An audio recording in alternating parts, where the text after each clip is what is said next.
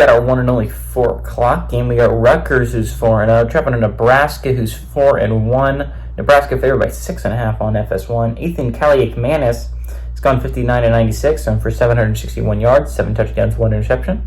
Kyle Mononga has had 97 carries for 589 yards and 6 touchdowns. And Dymere Miller has had 15 catches for 227 yards and a touchdown.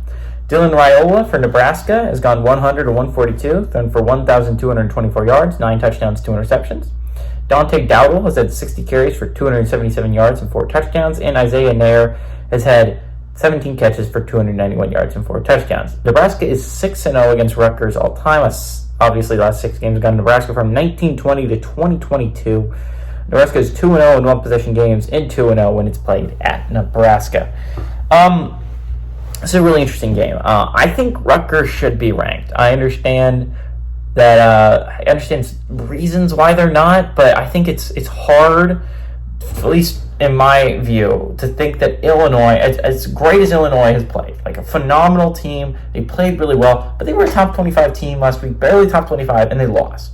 And I understand this is still a good Illinois team, but like Boston College did the same thing on the road against Missouri, and they were bumped from the top 25. Like, Illinois should have been bumped. Rutgers should have been put in instead. And it's not saying I don't think Illinois is a top 25 football team. I absolutely do. I think they're an extremely solid squad. Brett Bielema has those boys playing.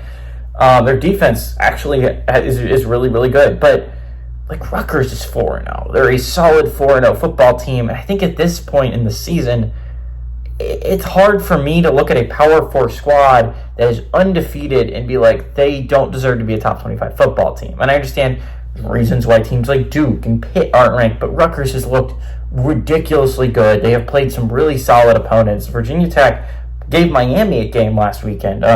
Washington's a solid squad, and we're going to talk about them a little bit later. But that being said, Nebraska is also a really good football team. And as much as I'm like, Illinois doesn't deserve to be ranked, ranked over Rutgers, Illinois beat Nebraska. And honestly, I think Nebraska beats Rutgers here. Nebraska is a really solid football team that got really unlucky against Illinois.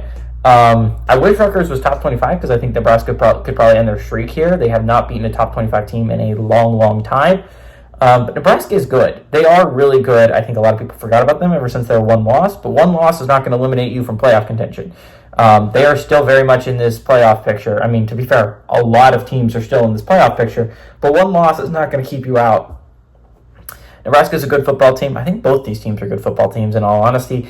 I would be surprised if both these weren't in at least significant. I think both these teams have 7 or 8 win season in them before bowls. I think Nebraska is a really solid team. I think they're going to be still kicking in the playoff picture after this week. This is an elimination game for them. They can't lose this one against Rutgers, and it's at home. This is a big game, and I think Dylan Raiola performs. Give me Nebraska at home to win and cover the 6.5 point spread.